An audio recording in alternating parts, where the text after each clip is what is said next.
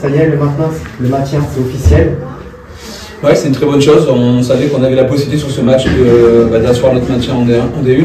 C'est fait, chose faite, en se préoccupant que de nous et de pas les résultats des adversaires. Donc c'était un objectif compliqué au départ, avec un début de saison difficile. Et puis au fur et à mesure, le projet s'est construit et on a pris confiance. Et ça se traduit par une nouvelle victoire à la maison ici.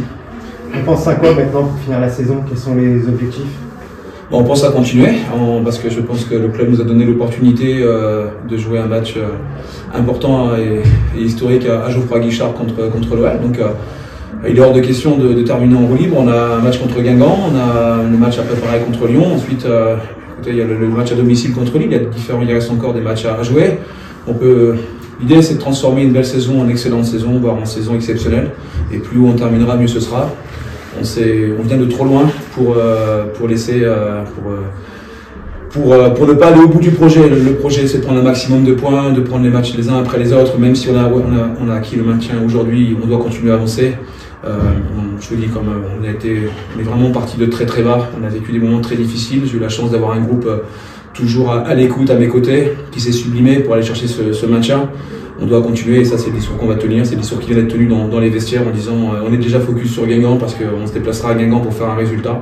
Et puis on essaiera de préparer au mieux les 3 matchs à venir après qui vont être Lyon, PFC et Montpellier, top 4. Donc on sait qu'on va passer des mauvais moments. Donc prenons et savourons quand on peut savourer. Et pour revenir un petit peu sur le match de cet après-midi, l'équipe de Bordeaux vous a mis en difficulté, vous avez trouvé la faille. Qu'est-ce que vous avez pensé du match de cet après-midi? C'était un match relativement fermé. Je pense je ne sais pas si on était en réelle difficulté, on n'est pas allé les chercher, c'était le projet de jeu. Je pense que c'était à Bordeaux de faire le jeu aussi parce qu'ils ont besoin de points.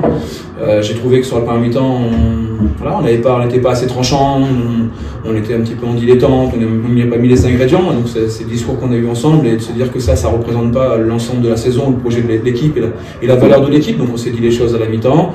J'ai la chance, encore une fois, d'avoir ce curseur où les filles écoutent et elles ont envie de se dépasser. Et on a rendu une deuxième mi-temps un peu plus correcte.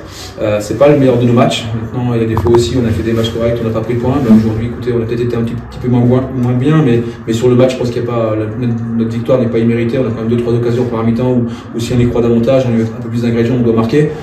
Donc voilà, c'est pas le match qui va rester dans les annales, mais ça c'est pas l'important. Ce qui va rester, c'est que la Saint-Etienne sera en D1 l'année prochaine et je pense que pour un promu, peu d'équipes l'ont fait. Quand on regarde sur les 10 dernières années, nous on l'a fait et tout le mérite en revient aux joueuses, au club aux moyens que nous a donné le club aussi pour fonctionner, même si on veut toujours avoir un peu plus pour continuer à structurer, mais il faut saluer l'investissement du groupe, l'investissement du club à nos côtés, de pouvoir exister et de laisser ce club en D1 parce que je pense que la place de Saint-Etienne est en D1.